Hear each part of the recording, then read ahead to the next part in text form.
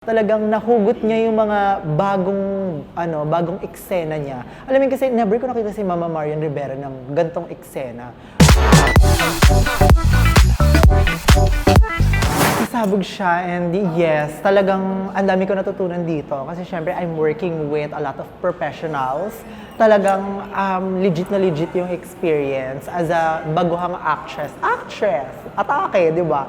So yun, at saka alam mo yun, sobrang happy na naka-work ko yung mga batikan talaga. Yan, sila Donna, sila Marian Rivera. Talagang ang gagaling nila, talagang pinakitaan nila kami, si Suprado, pasabog sila. At saka yung mga bago rin, yung mga newbie na up and coming, sila Will, sila Rahil, Sneer, talagang pasabog sila. And alam mo yun, sobrang happy. One of the blessing na pumunta sa buhay ko this year ay ang pelikulang ito. Yes.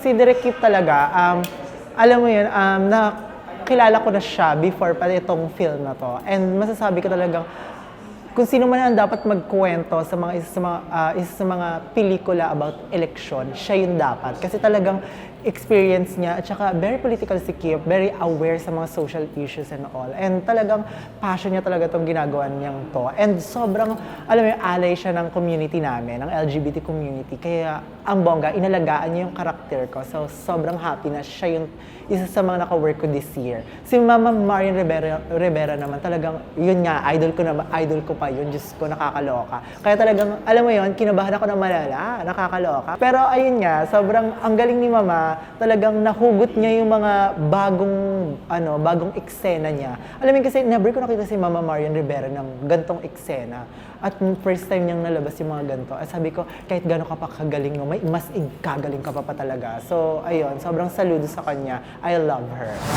Wala akong masyadong nakita kasing role na pwede kong gamitin or pagkuhanan ng inspiration in this role kay Babe. So, ang eksena ginawa ko, nag-research ako sa actual na barangay, di ba? Yung mga kaibigan ko yun eh. Isa rin ako sa mga baklang barangay na talagang papansin kapag election, di ba? So, talagang sila yung pinagkuhanan ko ng inspiration. So, yun yung isa sa mga challenge. Kilalanin kung sino ba si Babe. Kasi iba si Sasa Girl, iba si Babe, di ba? So, kailangan makita ko yung mga ibang nuances na pwede kong ibigay para kay Babe. At yun nga, and in fairness naman, naging successful naman sa paghahanap ng mga baklang papansin sa barangay dahil napakadami talaga, Day. So, yun.